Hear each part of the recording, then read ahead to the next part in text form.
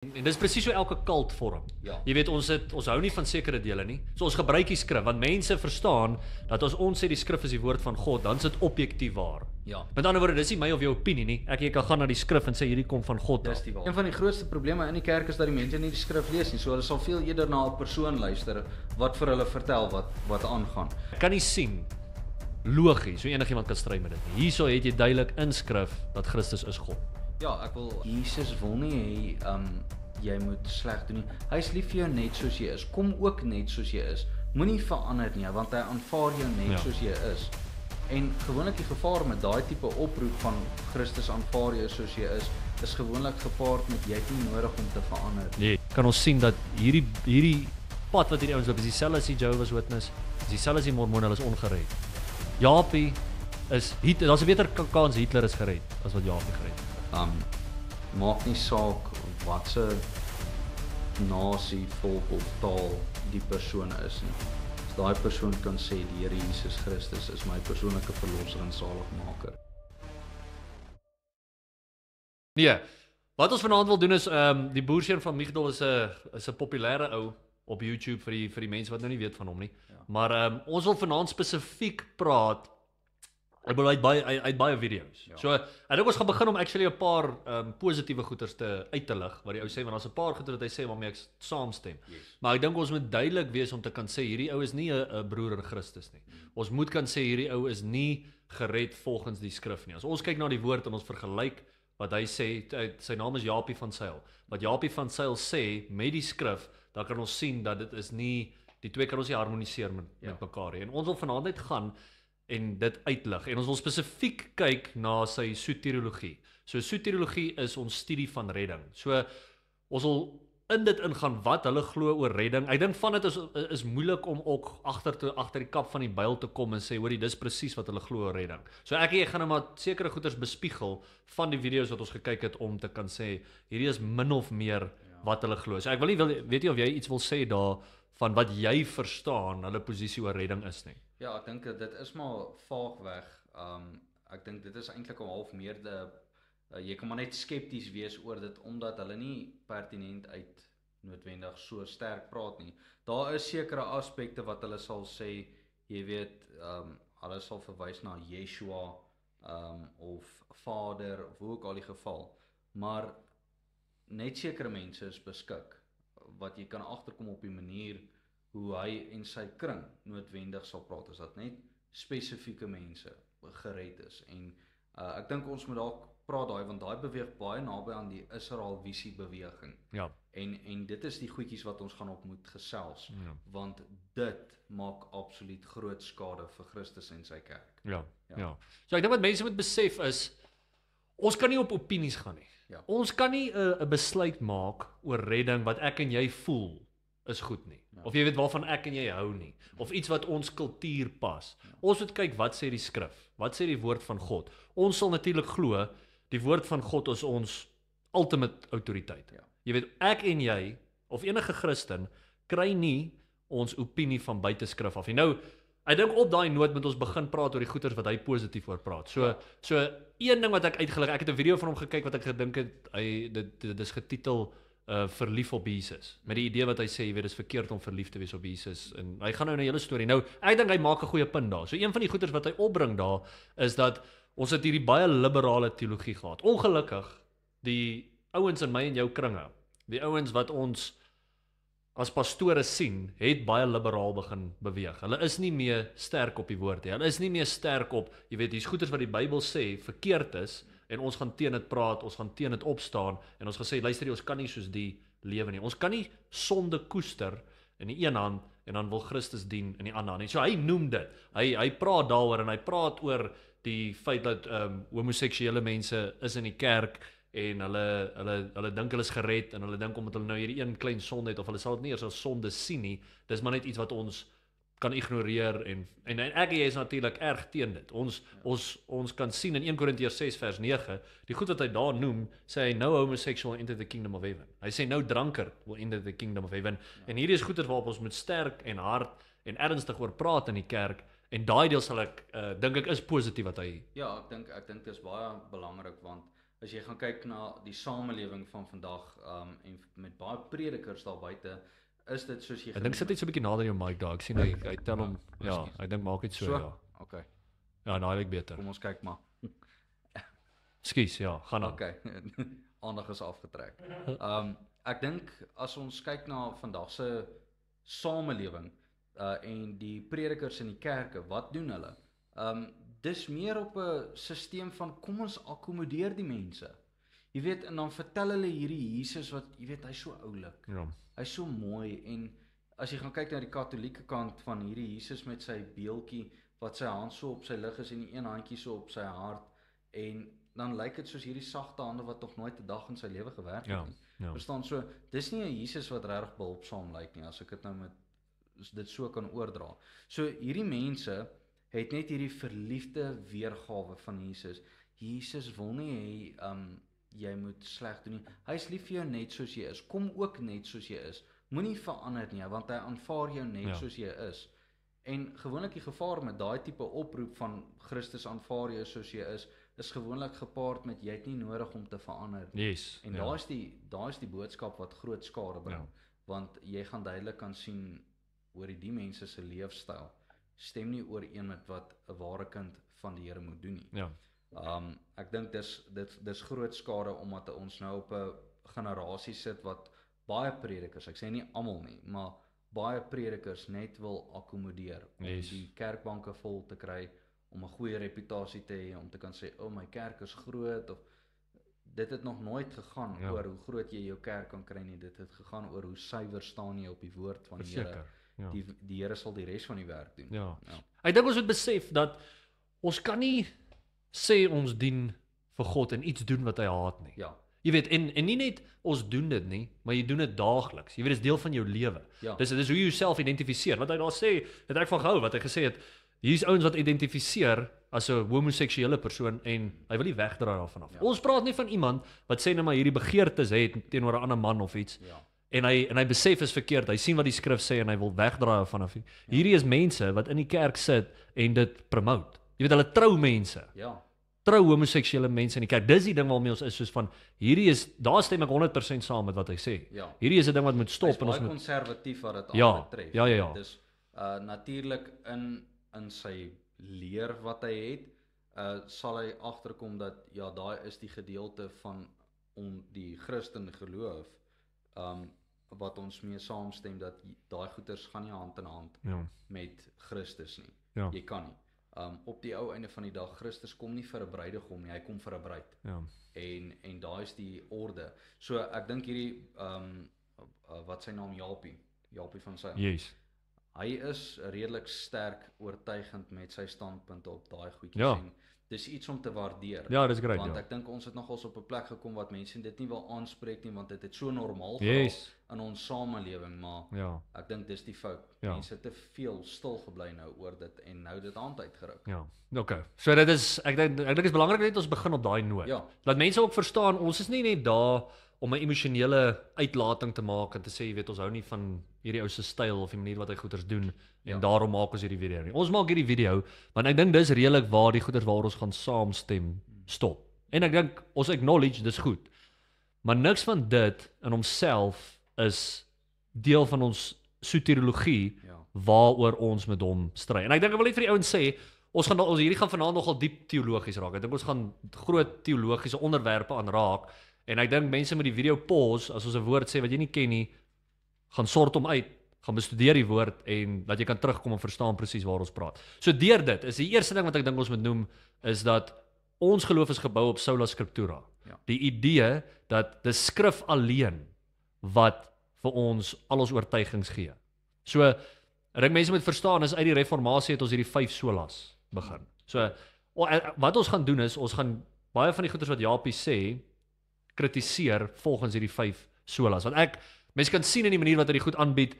Ek weet wat jy sal sê nie. Ek dink hy sal oor een sola saamstem en dit is aan God al die eer alleen. Die sola deo gloria. So ek sal saam met jou stem dat jy weet op die ouene vir hom is dit om God te eer. Natuurlik die mense wat hom volg is ook op die ding van jy weet dit gaan oor God. En dit is die mikpunt, maar ongelukkig vir tot nadeel van sy kant af is hy verwerp klomp ander goed en dit Ja. maak dit die groot val van sy standpunt. En op dit wat ek aflei van sy video's is hy verwerp sola scriptura. Ja.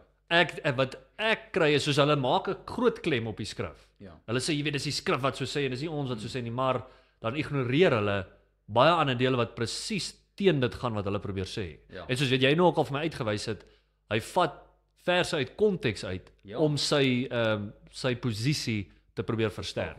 Ja, en veral as jy gaan kyk na sy goed, baie van die goeie sal hy dalk reg lees, maar daar's aspekte van 'n teks wat hy sal aanhaal deur te sê lees hierdie en hy sal op sy videoklips jou wys na die skrif en hy sal met sy vinger laat jy volg dat jy dieselfde goed lees, maar die probleem is met wat sê die teks na dit? Ja. Wat sê die teks voor dit? Wat sê die konteks en wat sê die konteks in die breër sin van die skrif? Ja. En dis waar die fout gaan. Ek dink dis iets wat in vandag se samelewing baie fout gaan, is jy maak 'n versie teologie. Jy bou jou teologie op net een vers en dis die enigste vers waarop ons gaan staan, al sal die res van die skrif nie duidelikheid gee daaroor nie, Ja. of hoe ook al die geval. En ek dink dis waar hy op sy standpunt staan, is hy sal God die eer gee en hy sal skrif aanhaal, maar net op sy verwysingsraamwerk, net op sy kring, net op die goed wat hy mee oortuig is. Ja. En hy kan sy bronne, sy boeke en goeders aanhaal, maar as jy dit gaan verkeerd verstaan, sit jy in groot gevaar, want jy het 'n platform geskep waarop jy nou as 'n boodskapper optree. Mense is besig nou om na jou te volg en te kyk en jy gaan verantwoordelik wees voor God eendag vir dit wat jy gesê het. Ja, En 100%. Ja. mens moet eerder versigtig wees om sulke skerp goeters wat ons net nou op gaan fokus te gaan. Ja. Want soveel mense kan skade kry, soveel mense kan die geloof kan ek sê op die punt begin bevraagteken, Ja. soos Verseker. is dit regtig die God wat ons dien? Ja. Jy weet, en God maak homself bekend in die skrif vir Ja. wie hy is. Ja. So ja. So kom ons begin net gou met die so ons wat sola scriptura onderhou. So ek dink hy doen nie, soos wat ons nou gesê het. So vir die ouens wat luister is hierdie is hoe hoekom ek in sola scriptura glo. Ek dink aan die einde van Openbaring sien ons Johannes sê vir ons enigiemand wat bysit tot hierdie boek van profesie. Nou mense kan redeneer, praat hy van die volle boek van die skrif, praat hy van die hele kanon, praat hy van net Openbaring self. Dis vir my irrelevant. Wat hy probeer daar sê is niks wat nou bygeskryf word hierna is deur God geïnspireer nie. Ja. So in 2 Timoteus 3 vers 16 sien ons dat die hele skrif is deur God geïnspireer. Yes. So met ander woorde, wanneer ek en jy na die skrif toe gaan, is dit so goed God homself praat met my en jou. Nou ons het die 66 boeke van die kanon. Nou ons gaan nie vanaand in diepte gaan daaroor nie, maar as jy daar's baie goeders online wat jy nou kan gaan kyk van hoekom hierdie 66 boeke. Hierdie boeke was ook meer geontdek eerder as wat mense besluit het, ja, hierdie ding is in. Daar was kriteria wat hulle gevolg het wat ons vandag ook kan volg. Ons kan byvoorbeeld gaan kyk, Paulus is geconfirm deur Petrus is geconfirm deur Jesus self. Correct. En daarom sê ons Paulus se briewe dra autoriteit. So sonder dat ons in daai goeders in te gaan vanaand. Wat vir my duidelik is, en ek dink jy sal saamstem, is ek kry die idee Japie reject sekere dele van skrif. Ja. Ek dink veral in wanneer ons nou gaan kom op die redding aspek, en as jy gaan kyk na die stroom van die beweging as 'n Israel visie tipe beweging, is dit nogal as ek dit nou kan stel, heretical. As jy kom op 'n punt om te sê, jy weet ek lees hierdie stuk, ja, maar ek hou nie van wat nagesê het nie, want dit maak nie sin nie. Ek stem persoonlik nie saam met dit nie, en so ek gaan dit verwerp, ek gaan dalk eerder net die stukkie lees. Ja. Daai is 'n vorm van ek neem weg van die skrif. Yes. Om te sê dis nie meer relevant nie, of dit werk nie meer vandag se tyd nie, die kulture dalk verander of hoe ook al die geval. Verstaan, is so skadelik, want hoekom maak jy dan nog die skrif oop? As een die gedeelte pas, dan pas die hele gedeelte. Dis reg, ja. Nie net soos wat dit jou pas nie. Exactly, en dis presies hoe elke kult vorm. Ja. Jy weet, ons hou nie van sekere dele nie. So ons gebruik die skrif, want mense verstaan dat as ons sê die skrif is die woord van God, dan is dit objektief waar. Ja. Met ander woorde, dis nie my of jou opinie nie. Jy kan gaan na die skrif en sê hierdie kom van God af. Dis die waarheid. Maar wat 'n kult doen, en dis Jehovah's Witnesses, dis die Mormone, dis baie van ons NIR kerke waar ek sal praat, hierdie hipercharismatiese kerke, hulle doen dit. Hulle kies sekere dele van die skrif waarvan hulle hou, baie keer misinterpreteer dit en ignoreer ander dele van skrif. En dis gevaarlik. En dit is hoekom ek persoonlik sal hierdie identifiseer as 'n kult. Ja. Ek kan dit nie op een of ander manier identifiseer nie, oor die feit dat ons het 'n mens nodig om vir ons die skrif uit te lê. Ja. Wat ek en jy eintlik voorvra, is ek en jy wil net mense verwys na die skrif, dele uitlig en sê hoor jy gaan lees dit vir jouself. Ja. Ek dink dit is as ek net kan byvoeg, jy weet, soos wat ons laasweek ook al gepraat het. Een van die grootste probleme in die kerk is dat die mense nie die skrif lees nie. So hulle sal veel eerder na 'n persoon luister wat vir hulle vertel wat aangaan. Ja. Persoonlike studie is so nodig. Jy weet, meet dit aan die skrif. En so dis hoekom ons vir die mense wat luister sê toets dit wat ons sê met die skrif. Ja. Nie met ons opinie nie. Let's go. Ons opinie maak nie saak nie. Dit gaan oor wat die skrif sê. Ja. En as die skrif duidelik is oor sekere punt, dan maak dit nie saak waarvan af ek en jy kom nie. Wat is ons persoonlike omstandighede nie? Die skrif verander nie en jy moet by dit voeg. Ja. In die sin van jy moet by die woord staan, nie op opinie of ander mense se standpunte nie. Ja. Want dis die groot ding van 'n kult. Daar moet 'n element van waarheid wees. Yes. Elke kult is so, daar moet 'n element van waarheid wees. So die Mormone, die Jehovah Getuies, jy weet, die NIR, almal gebruik Jesus. So Jesus is die go-to. Maar met daai Jesus is daar sipgoedjies Yes. wat hulle gaan byvoeg. En spesifiek, elkeen van hulle reject die deity van Christus. Ja, die godheid. eenheid. Ja, laat Christus God is. Soos ek weet die Jehovah Getuie, ek het 'n ou gehad wat na my toe gekom het. Eendag met my kom praat het oor hierdie goeders en van die Jehovah's Witness kerk. En wat hulle sê is dat Christus het selfs vir ons die redding verskaf, maar hy's nie God nie. Nou, dis baie belangrik. Ek dink as jy die verkeerde idee het van wie Christus is, as jy jou Christology verkeerd het, Korrek. dan kan jy nie gered word nie. Want dit is deur hom alleen wat ons gered word. En as hy nie God is nie, kan ek nie sien hoe hy ons kan red nie. En ons sal bietjie nou daarin gaan, want dis duidelik in daai een video dat Japie nie glo dat Christus God is nie. Ja. Ek kan nie hom woord vir woord quote daaroor nie. Ek sal weet wat hy sê.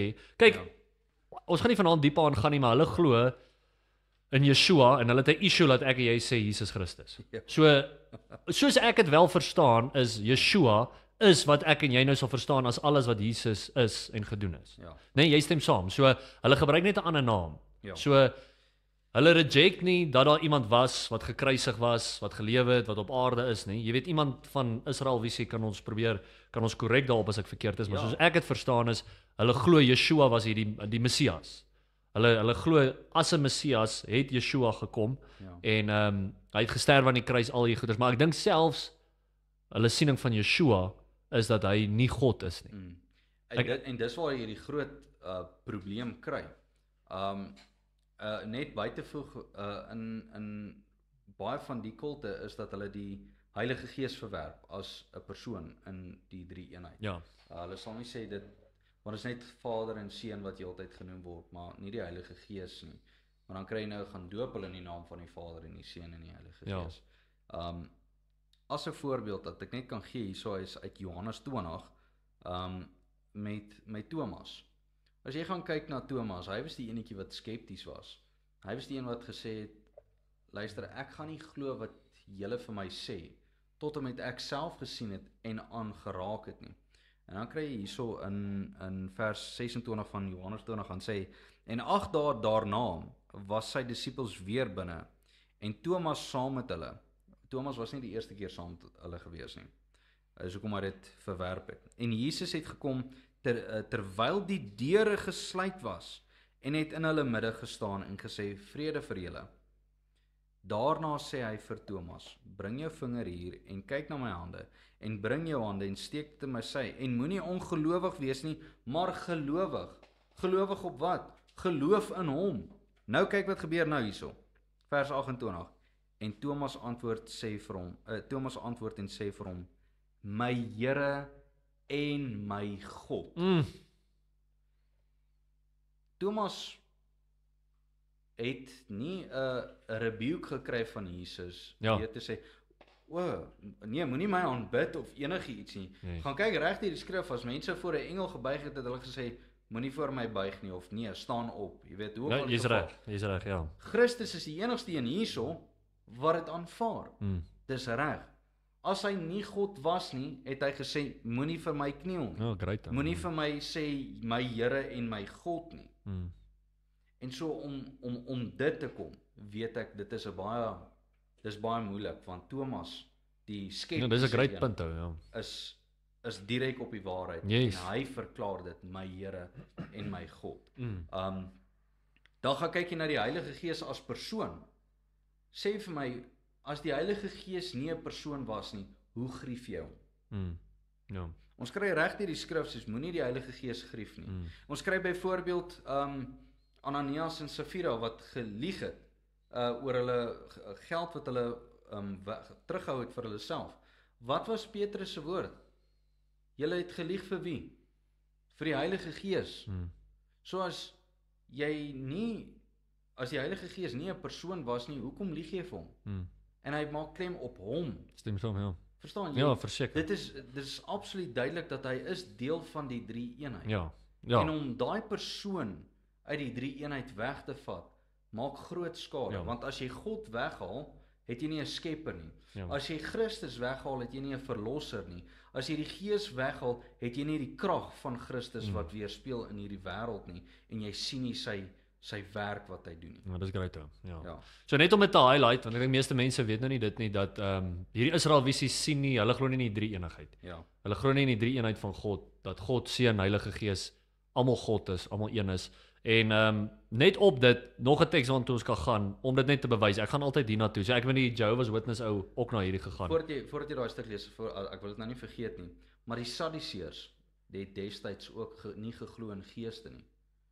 So dit verbaas my nie dat hierdie kringe ook in 'n Sadduseër vorm kom en sê ons ontken 'n gees of 'n Heilige Gees nie. Ja, cool. Ekskuus. So as jy gaan kyk na Johannes 5 vers 22, gaan sê dit, for the Father judgeth no man, but have committed all judgment unto the Son.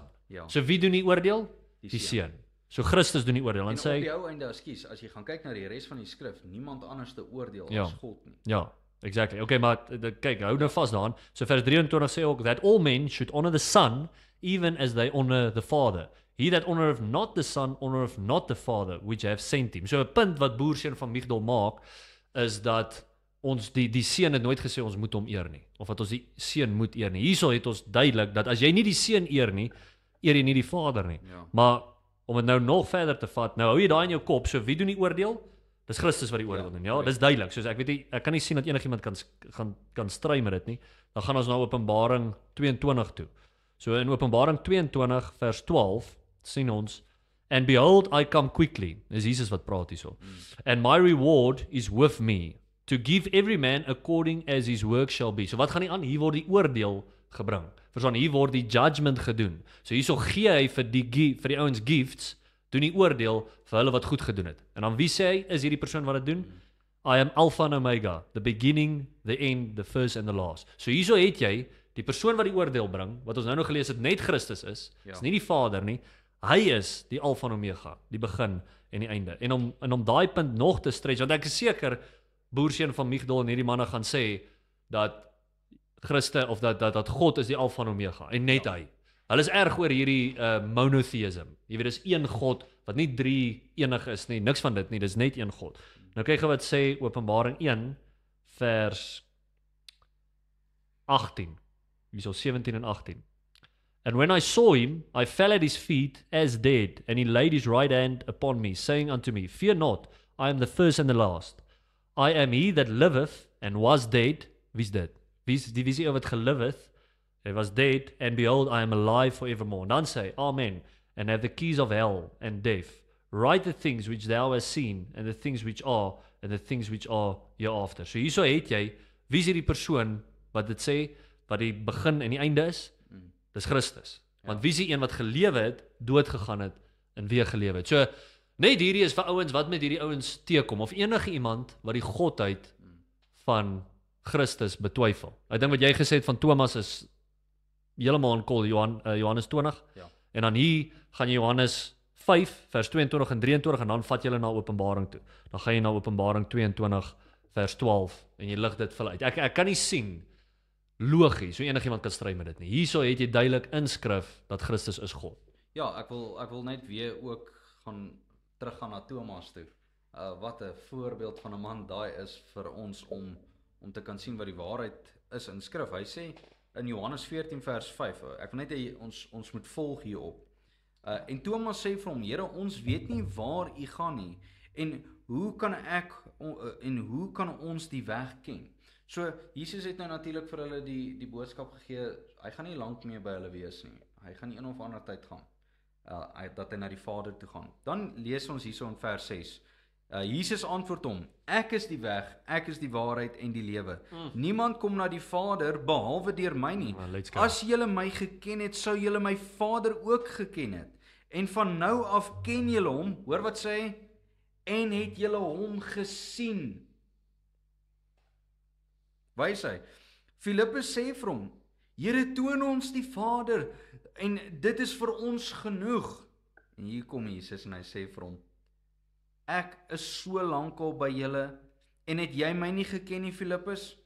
Hy wat my gesien het die Vader gesien. Hy maak hom gelyk met die Vader. Hy is God.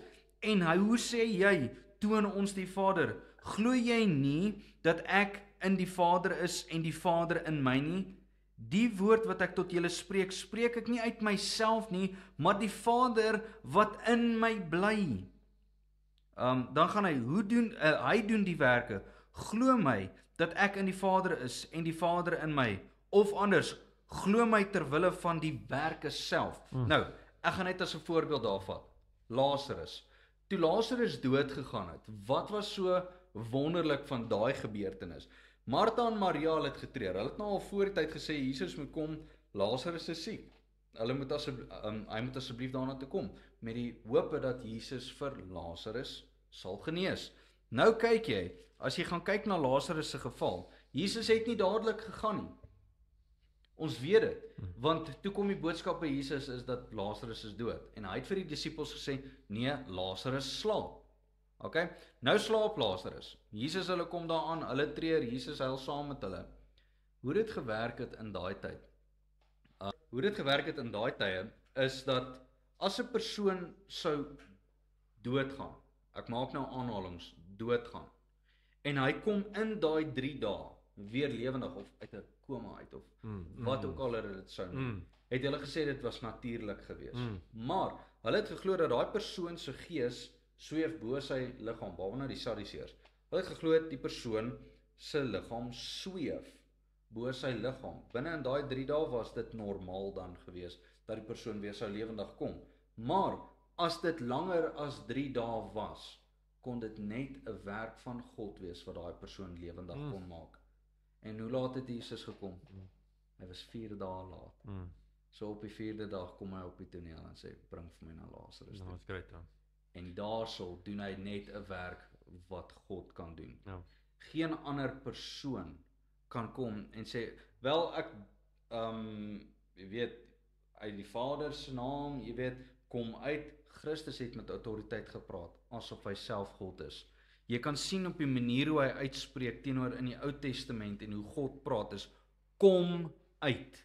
En dit het gebeur. Dit het net so gebeur. Ja. So dis wonderlike nuus vir ons om te kan weet Christus is God. Ja, ek stem. Ja, so ek dink dit is ons nou net 'n paar goed ge-highlight. Daar's nog baie goeders in skrif waar mense oor kan aangaan. Ek wil net by jou vinnig een ding hoor. Nie laat ons te diep in hierdie rabbit trail ingaan nie, maar ons sien ons oor en oor in Jesus noem homself ook the Son of Man. Ja. Nou, ek weet ouens soos daai Alex O'Connor. Ek weet nie jy ken seker dit's 'n groot ateïs ou. Ek sal nie sê hy's ateïs nie. Hy's agnosties. Hy's agnosties. Agnosties, ja. So ouens soos hy gaan en sê, jy weet dat hierdie term Son of Man beteken net jy's 'n mens. Dit wys net jy sê jy is maar net nog 'n persoon. Ek weet nie of jy weet van dit nie. Enigiets, weet jy nie. Okay. Maar wat ek net wou sê is Jesus sê dit oor en oor. Jy weet, hy is die Son of Man. Nou as hy net verwys hier na 'n normale mens. Hoekom is dit nodig dat hy dit so oor en oor sê? Ja. Verstaan jy? So selfs al is dit waar dat die Grieks self beteken net hy is nog 'n mens. Die feit dat hy dit oor en oor moet sê, wys dan klaar oor maar aan sy God. Verstaan jy wat ek sê? Ja. So okay, maar ons hoef nie te diep daarin te gaan nie. Ek dink kom ons verander bietjie ratte na die hele konsep van wat hulle verstaan van redding. Want ons het nou gepraat oor okay, ons besef hulle glo nie Jesus is God nie of Yeshua of wie ook al hulle sal sien as hierdie persoon. Nou wil ons bietjie praat oor wat verstaan hulle wie's gered. So ek weet jy het ook al bietjie daardeur gegaan. So wat soos wat jy verstaan is hulle kriteria om gered te wees of wie is die uitverkore volk volgens hulle? Ja, as jy gaan volg op hulle veral op hulle verwysingsraamwerk van die stamme in die Ou Testament, dan sal hulle vir jou sê, jy weet, ons is eintlik die afstammelinge van Abraham, Isak en Jakob. Ja, die direkte, die etniese ja. afstammelinge van daai individue. En dan dink jy nogals, dis bietjie sterk om so 'n aanmerking te maak, want ek meen toe die tempel verwoes was 70 na Christus, toe al daai dokumente om vir jou te sê van wat se stam of jy kom is weg. Niemand weet waar is dit nie. So hoe kan jy op so 'n standpunt kom en sê dit is so, ons het dit geword. Daai is een. Die ander ding is en die is baie sensitief, is jou ras. Ja. Hulle fokus baie klem op jy moet wit wees. En dis uiters hartseer. Ek gaan vir jou 'n voorbeeld. Dis eintlik 'n joke ou. Soos dit toe jy dit nou weer sê. Toe dink ek dink ouens wat die eerste keer dit hoor, gaan seker dink ons, jy weet, ons melk dit of ons is besig om dit te ver te vat. Dis genuine. Ja. Hierdie mense glo as jy enige ander en dit is nie net swart mense nie. Enige ander velkleur as wit het. Wit, ek weet nie is dit wit boere Afrikaner ook nie. Dis mos die Anglo-Saxons, nê? Ek weet nie presies. Franna, gaan jy vir ons kyk wat is 'n Anglo-Saxon terwyl hy gou kyk presies wat dit is, maar soos jy dit ook so. Hulle sluit enigiemand wat nie wit is. Ja, hulle sal hulle uitstoot want en dis baie hartseer want nou maak jy dit 'n wit mens teologie. Ja. Kan jy imagine hoe jy sou voel as jy agterkom Jesus was dalk baie donker van vel gewees. Ja. Ek wil nie hier ingaan nie, jy weet. Ja. En dis hartseer, maar ek ken 'n storie iemand wat my vertel het. Franna, wat het jy daarso? It says, ChatGPT, the term Anglo-Saxon refers to the Germanic peoples who settled in parts of Britain after the fall of the Roman Empire roughly between the 5th and 11th century. Ja. Okay. So ja, soos jy sê, van hierdie Duitse inwoners tydens daai tyd. So hulle glo hulle is direk afkomstig van hulle en hierdie ouens wat net wit is.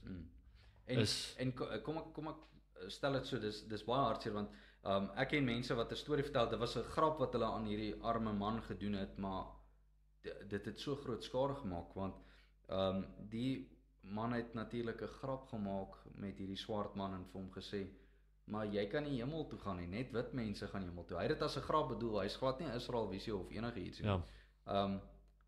Maar daai swart man was in trane ingewees want hy het 'n behoefte om ook by die Here te wees. Die man het hom mismoedig gemaak. Hy het nou natuurlik na die tyd gesê, okay, dis nou nie regtig so nie, maar vir daai oomblik was dit groot skade gewees. Net as 'n voorbeeld. Nou, ek het by een van sy video's gekyk. Dit was vir my so snaaks gewees.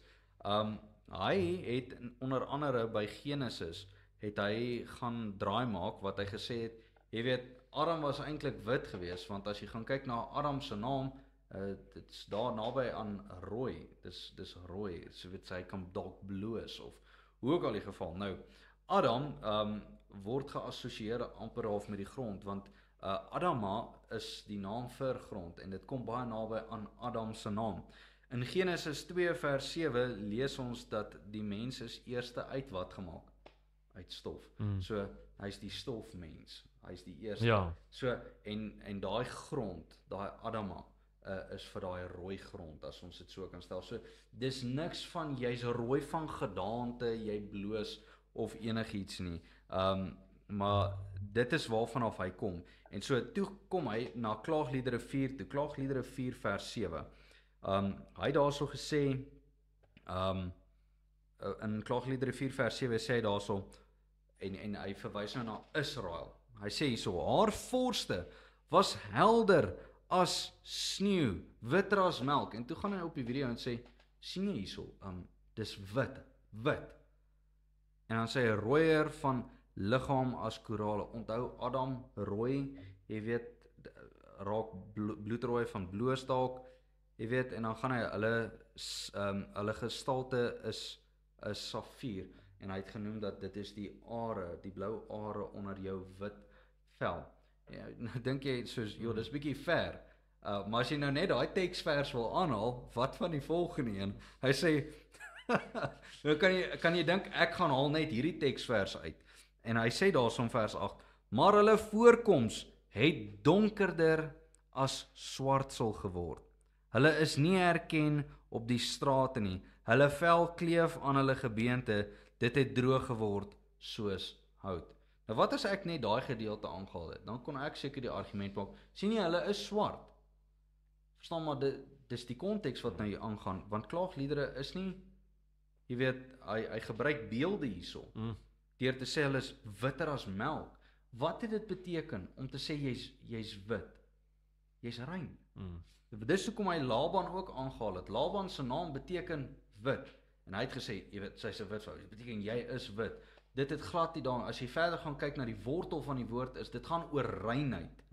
Dit het niks te doen gehad met jou velkleur nie. Ja. En dis hoe ver hulle gaan.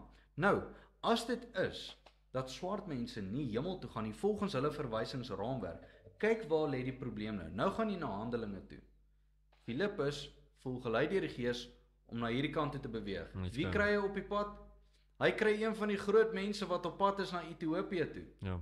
En waar hy hoor, wat lees hy? Hy lees 'n gedeelte uit Jesaja uit en Filippus vra vir hom, verstaan jy wat jy lees?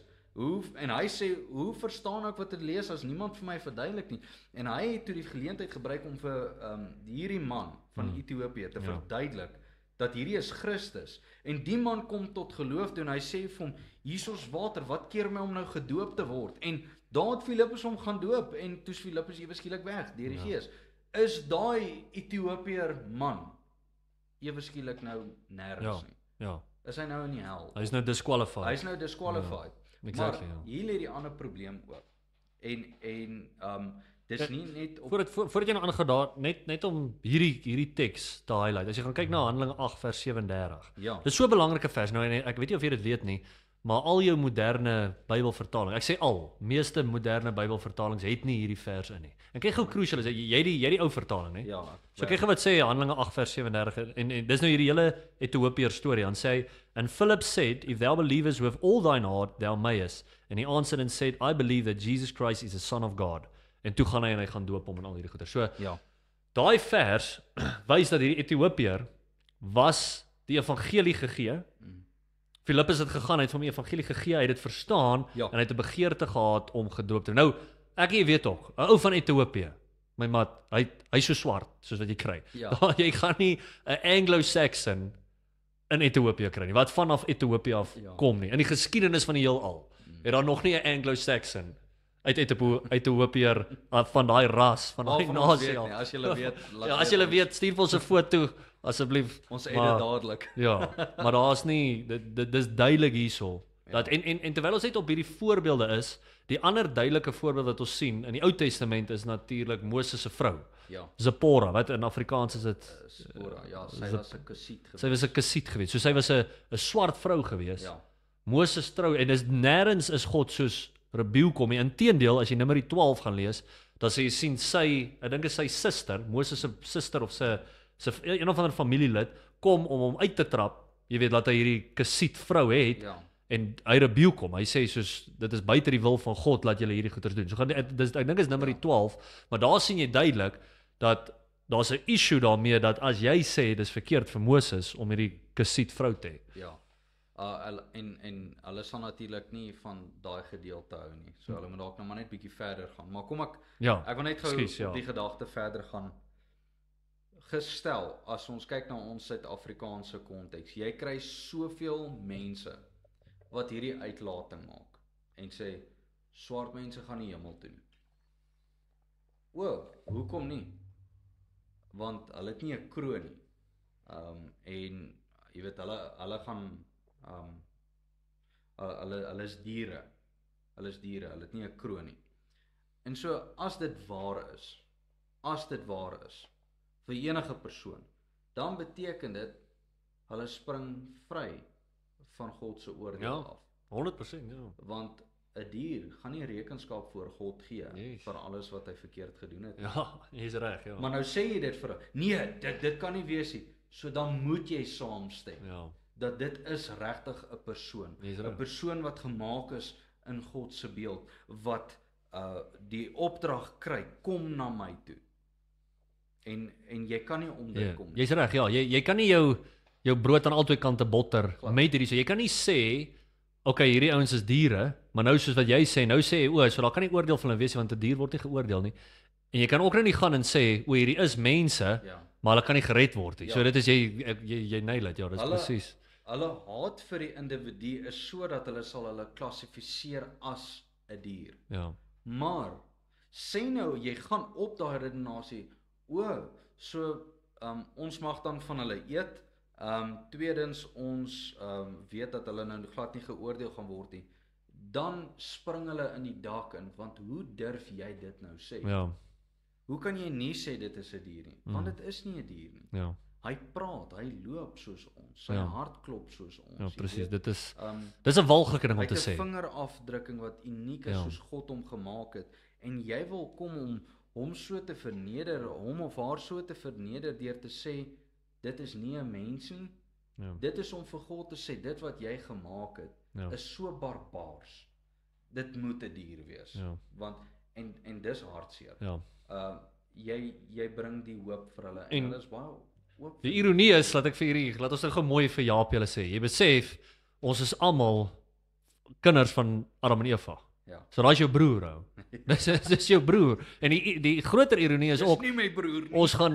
ons gaan baie swart mense in die hemel sien. Dis ons broers in Christus. Ek en jy ken swart mense wat die Here baie beter dien as wat Jaapie nog ooit in sy lewe gedoen het. Ja, Dis ons het ongelukkig. Ons Kyk het vir Bobby verloor- Bakum ou. Ja, Soos ons het hom verloor in die wat ek so geniet het van hom in sy laaste preek is wat hy genoem het mense as hulle hoor dat hy is dood, hy het gesê moenie dit vir een oomblik glo nie, Ja. want ek het Ag, opgestaan saam met Christus. Dis great. En dit is die beste nuus ooit. Dis die beste En dis 'n nuus. swart broer in die Dis 'n Here. swart broer, ja. Absoluut. Jy weet, So ek jy bedoel, het dis eers nodig om ridiculous, Jy ja. het eers nodig om sy velkleur te mention nie. Ja. Dis 'n broer in Christus. Om te dink dat die kleur van jou vel, wat so ek moet dis die absoluut mees buite deel van 'n mens. Jy hoor wat ek sê? So ek Ja. bedoel ons verstaan ons is liggaam, siel en gees. Ja. So jy's nie net by die lig, jy's die heel buitenste deel, net die uiterste deel wat jy sien. Ja. En jy dink iemand gaan 'n ewigheid in die hel of maar soos jy nou gesê het, hulle sê hy's 'n dier, so hy kan nie ewigheid in die hel nie, maar Ja. kom ons sê hy kan nie gered word en hy sou kon hel toe gaan. Hy gaan ewigheid hel toe net vir die feit dat hy in hierdie as 'n swart mens gebore is. So ek bedoel dis walglik. Soos eerlik soos dit is van die walglikste goed wat ek in my lewe gehoor het. Ja, En verseker. maar ek bedoel dis nou oulik dat ek en jy emosioneel so voel daaroor. Die vraag is, wat sê die skrif?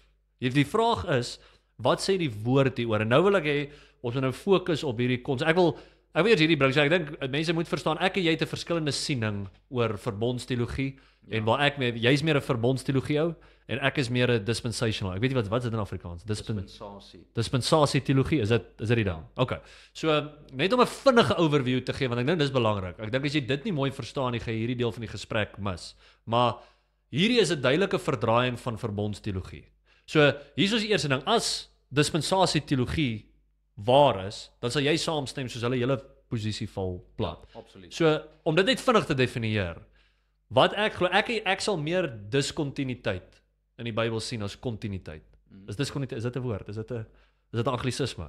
Soos continuity en discontinuity. Ja, okay. So verstaan jy wat ek sê? So continuity, so met ander woorde die Ou Testament, baie van die Ou Testament sien ons nog wat continue tot in die Nuwe Testament.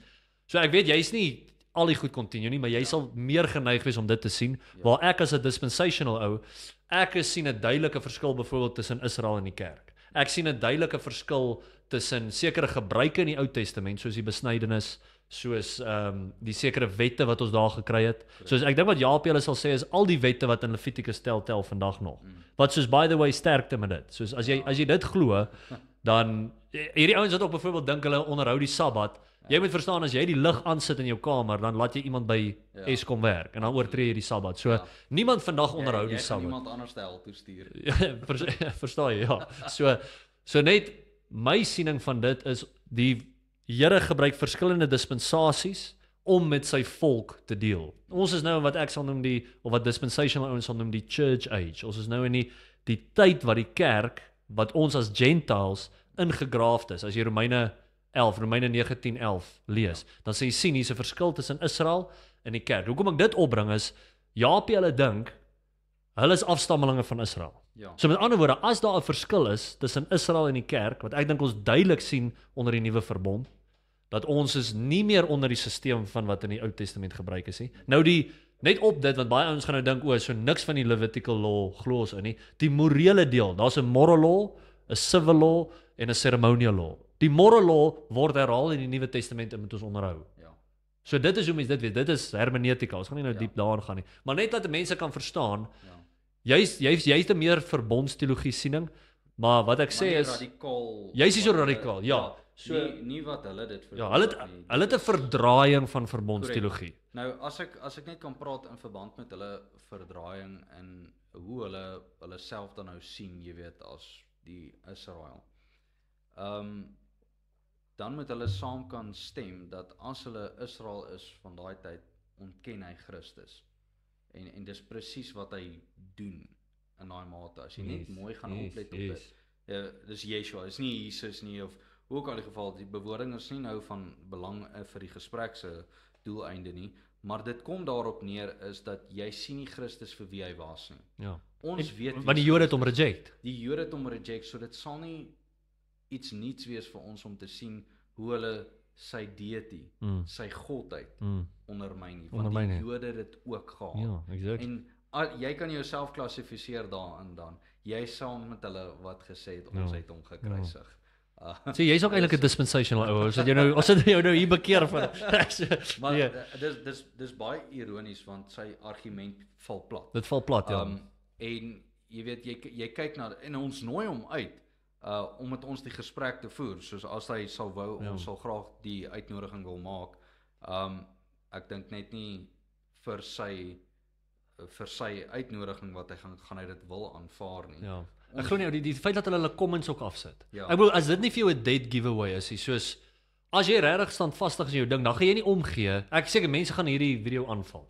Daar gaan comments weet en wat hierdie ouens altyd doen is, hulle doen net ad hominem attacks. Hulle gaan my en jou aanval. Hulle sê daai ou se haarstyl is sleg of hierdie ou te krom neus. Hulle gaan nooit iets oor die argumente. Ek beloof, hulle gaan Johannes 5:22 vir my. Hulle gaan Johannes 20 wat jy gegee het vir my. Hulle gaan Openbaring, hulle gaan niks van dit adres nie. Hulle gaan my en jou aanval. En weer eens, ek glo nie hy sal dit ooit wil doen nie. Soos jy sê, hy sal baie ouens wou met hom 'n debat voer. Dis hoekom ons hierdie tipe goed so moet doen. En ek sal oop wees net vir 'n gesprek. Hoef nie eers 'n debat te wees nie. Dit dalk op skerm te wees nie, maar jy weet. Maar want ek wil ook van hulle posisies beter verstaan. Ja. Maar die bottom line wat ons van die begin af gesê het is dis nie in lyn met skrif nie. So dis hoekom dit so moeilik is om te presies discern wat hulle glo. Van dit is vaag. Ja. En jy weet op die ou einde van die dag is as daar kritiek kom, ons is oop vir die kritiek. Dit is fyn. Ons vat net sommiges as opbouende kritiek. Ons wil beter raak in dit. Maar op die ou einde van die dag, dit gaan nie oor wat Japie sê of wat die Jehova getuies sê of die Mormone sê of wat ook al nie. Dit gaan oor wat het die skrif gesê. Hoe die skrif dit verklaar. Net as 'n voorbeeld ook, ek het met jou al gepraat daaroor. Israel in die Ou Testament was set apart. Hulle was eenkant gesit om heilig te wees. Nou obviously hulle was omring met goddelose mense. Maar die hele doel vir Israel was om uit te staan, om 'n boodskap te wees vir die nasies. En jy kan sien soos die nasies het ingegaan na Israel toe. Sekere mense, as jy gaan kyk na die kultuur daai tyd, as jy 'n Jood wou wees, moes jy jouself gaan laat besny het. Jy moes in sekere goeders vereistes voldoen het om in die Joodse volk te kan deelneem, as ek dit nou so kan stel, om 'n Jood dan nou te wees. So die uitnodiging was daarso gewees. As dit waar is, en dit is, hoe kan ons op 'n punt kom om te sê, daar's ander mense wat nie kwalifiseer nou vir dit nie? jou ras, Ja. jou velkleur. En ek dink vir die mense wat luister, ek dink dit is baie belangrik om die evangelie ook aan hulle oor te dra, want hulle het dit ook brood nodig. Ja. Net soos wat jy dit nodig gehad het, sodat daar redding vir jou kon wees. Ja. So, dra die boodskap ook oor aan hulle. Daar's baie van hulle wat die boodskap selfs oordra na jou toe. Luister graag ook na hulle. Volg dit op met die skrif, is dit wat skrif sê. Slaan ag op dit, en as dit 'n broer is in die Here, omhels hom as 'n broer en Ja. nie as 'n vyand. Ja. Kom ek gee net gou so 'n paar tekste net om die punte highlight vir ons klaar maak. Ja, Dat Christus vir almal in elke nasie gesterf het. So een ding wat ek dink baie sterk dit wys is Openbaring 5 vers 9. So as ons daartoe gaan, hierdie is 'n beeld wat ons sien in die hemel. So kyk wat sê hy hier. And they sung a new song, saying, Thou art worthy to take the book and to open the seals thereof. For thou wast slain, and hast redeemed us to God by thy blood out of every kindred and tongue and people and nation. So hierso sê hy, elkeen, elke nasie, elke taal, elkeen van hulle sal in die hemel wees. So daar's hordes verse wat dit sê, soos in Handelinge weet ons sê dit, soos ek dink Johannes 3 vers 16 sê vir ons duidelik dat whosoever believeth will be saved. Ons sien in Romeine 10 vers 9 tot 13, Romeine 10 vers 13 sê vir ons, those that believe in Jesus Christ will be saved.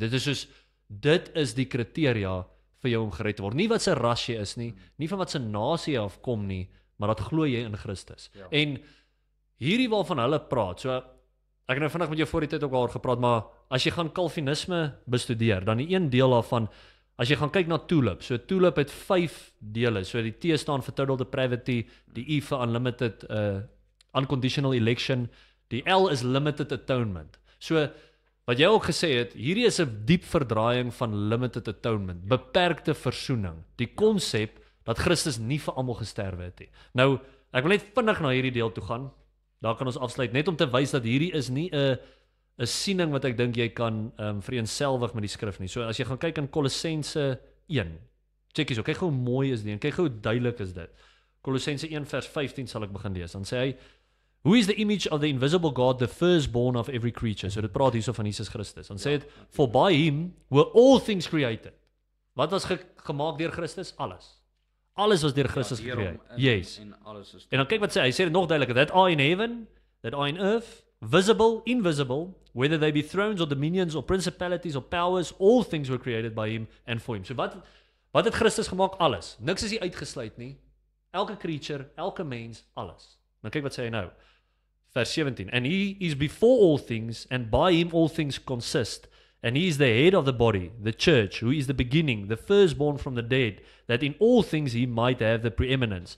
For it pleased the Father that in him should all fullness dwell, and having made peace through the blood of his cross, by him to reconcile all things unto himself. Nou het ons gesê, en ek beloof hulle sal nie dit deny nie.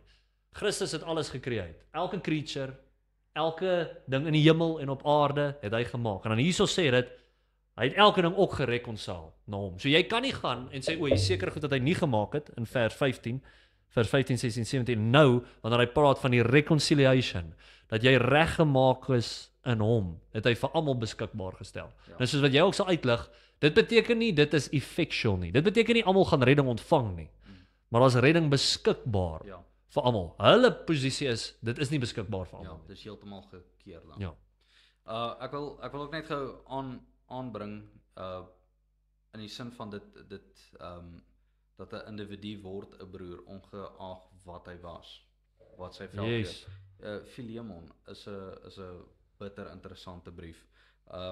Onesimus het nou natuurlik van Philemon gesteel, en Philemon het by Paulus toe opgeëindig, maar kyk gou wat gebeur hierso, wat Paulus vir Philemon skryf, hy sê, want miskien is hy om hierdie rede 'n tydjie van jou afgeskei, dat jy hom vir altyd kan besit. Nie meer as 'n slaaf nie, maar meer as 'n slaaf, as 'n geliefde broeder. Dit is soveel kragtiger, want hy sê nie hy is net 'n geliefde broeder nie, maar hy is 'n geliefde broeder in die Here. Maak nie saak watse nasie, volk of taal die persoon is nie. As daai persoon kan sê die Here Jesus Christus is my persoonlike verlosser en saligmaker. Die skrif is die autoriteit. Correct. Jy weet, en hy het sy lewe vir die Here gegee en hom voluit te dien. Jy weet, en sy vrug pas by die bekering. Doen dink ek dit is absoluut so besonders om na so 'n broer te kan kyk en te glimlag en te sê, Ja, welkom in die familie. ja. Nee, awesome. Dit is awesome. Ja. En ek dink net 'n laaste ding is ons lees ook in Matteus 7 en ek weet Japie haal dit gereeld aan. Dan lees ons dat false teachers sal ons kan uitken aan hulle vrug. Ja, En kom ons vra onsself, watse vrug gaan hierdie siening dra? ja. Om 'n hele nasie, nie net 'n nasie, hele ras, jy weet, ek weet nie hoeveel persent van die wêreld is. Reg oor die wêreld. Reg oor die wêreld, Ja, jy weet, soos die hele 60%, 70% van die wat hoeveel ook al dit is. Om te sê hulle kan nie eens gered word nie. Wat se vrug gaan dit dra? Soos jy sê, daar's dan geen verskoning vir hulle. Hulle kan gaan hoer en remoer en te kere gaan, want hulle is nie uitverkies nie. Hulle kan nie gered word volgens hierdie ouens sê. So die vrug hiervan is oorlog, die vrug hiervan is nie liefde nie, die vrug hiervan gaan totaal en alle boosheid, dit gaan anarchy wees. Nou, die ander interessante ding van hierdie ouens is, hulle doen altyd eintlik alles baie in die geheim. Jy weet, soos hulle sal baie min van hulle siening. Jy kan nie hulle sieninge publiek gaan sien nie. Jy moet nogal diep in hierdie ding ingaan om te regtig te besef wat hulle glo. En soos ek en jy het al 'n paar video's gekyk, ons is nie agter die kap van die byl van regtig. Ja, wat hulle is glo baie nie. onduidelik op baie goed. Ja. Maar dit sal goed wees om in gesprek met hulle te kan gaan en dan met hulle te gesels oor die goedjies Ja. om duidelikheid te kry. Ja, Deel met ons wat jy glo want Ja. dit gaan bepaal deel met ons. hoe ver van die pad af is jy. En hier is die ding. Hier is die ding. Laat ons afsluit met dit. Is ons emosies oor die ding is irrelevant. As jy gaan comment en jy comment net emosionele goed en jy slander ons, ek gaan nie eers dit gaan my nie 'n bietjie pla nie. Ons het nodig dat jy vir ons skrif wys. Ja. Die goed wat ons aangehaal het, gaan uit hierdie dele uit Openbaring, uit Johannes, uit Handelinge wat ons vir julle gewys het, deel met die skrif. Deel met die teks. Maar ongelukkig op die einde van die dag kan ons sien dat hierdie pad wat hierdie ouens loop is dieselfde as die Jehovah's Witness, is dieselfde as die Mormone, hulle is ongered. Ja. Japie is daar's 'n beter kans Hitler is gered as wat Japie gered is. Daar's 'n beter kans Joe Biden is gered as wat Japie gered is. Dis ongelukkig en ons hart is nie dat hy nie gered moet word nie. Ek wil hê hy moet gered word.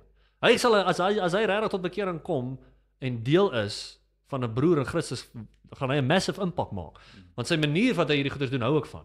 Ek like sy aanslag. Ek like die manier hoe hy reguit is en nie rondspeel nie. Dis net sy teologie is so verwrong.